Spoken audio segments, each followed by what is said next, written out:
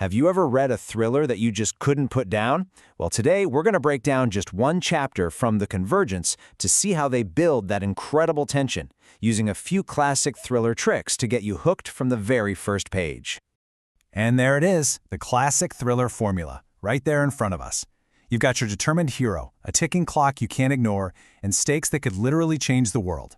This isn't just setting up a story. It's basically a promise that things are about to get really intense. So our story kicks off not with some big explosion, but in the quiet, anonymous buzz of Miami International Airport. This is where we meet our journalist, Rachel Chen, in this place of transition, which is, kind of the perfect metaphor for the journey she's about to take. And trust me, it's anything but ordinary. Her destination is Brussels, and you have to ask, why? Why fly all the way across the Atlantic for one secret meeting? Well, it's because she's convinced that the person waiting on the other side holds the one single key to a story she has poured years of her life into. So 4,500 miles. And you've got to understand, this isn't just a distance on a map. It's a measure of her commitment, of the massive risk she's taking. By flying across that ocean, she's deliberately cutting herself off, betting absolutely everything on the word of a total stranger. But a long flight by itself isn't enough to get your heart pounding. So the author literally tightens the screws by adding this brutal, non-negotiable deadline. And it's a deadline that is going to haunt every single move Rachel makes from this point forward. This right here is the ultimatum from her editor. And that French part, sinon on enterre cette histoire, it means otherwise we bury this story. So think about what that means.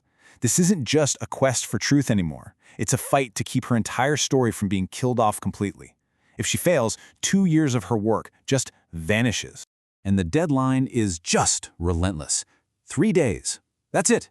That's all the time she has to fly to a foreign city, find a stranger, vet their story, and expose a conspiracy that could rewrite global politics. I mean, the pressure is already cranked to 11 before her plane even leaves the runway. And let's be crystal clear, we are not talking about some minor political oopsie here. The story she's chasing is being compared to Watergate.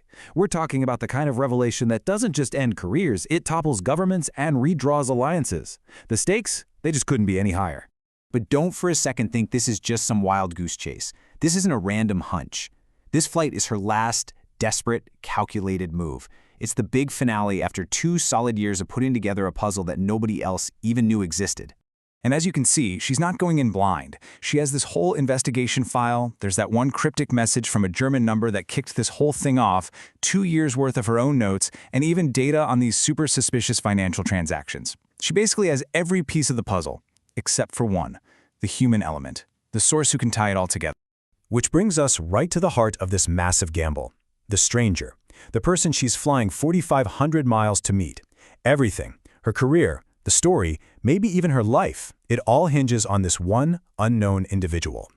So the big question, the one that has to be just screaming in her head, is the same one we're asking ourselves. Who is waiting for her in Brussels?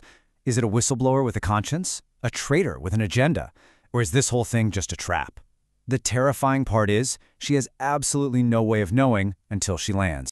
This is what's pulling her across the ocean, the promise. This contact isn't offering just another breadcrumb or another piece of the puzzle. They claim to have the truth, the final undeniable confirmation that can turn her 2 years of suspicion into a world-shaking headline. And that is why she's on that plane.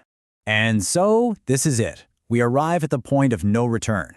The moment those wheels leave the tarmac, a line is crossed. A decision is locked in. There is absolutely no going back. There's this ominous line from the story that just hangs in the air and gives you chills. It suggests that the price of finding the truth might be way, way higher than Rachel could ever imagine. It's not just about whether she gets the story, but whether she'll make it back at all. And that, right there, is the setup for Chapter 11, The Flight.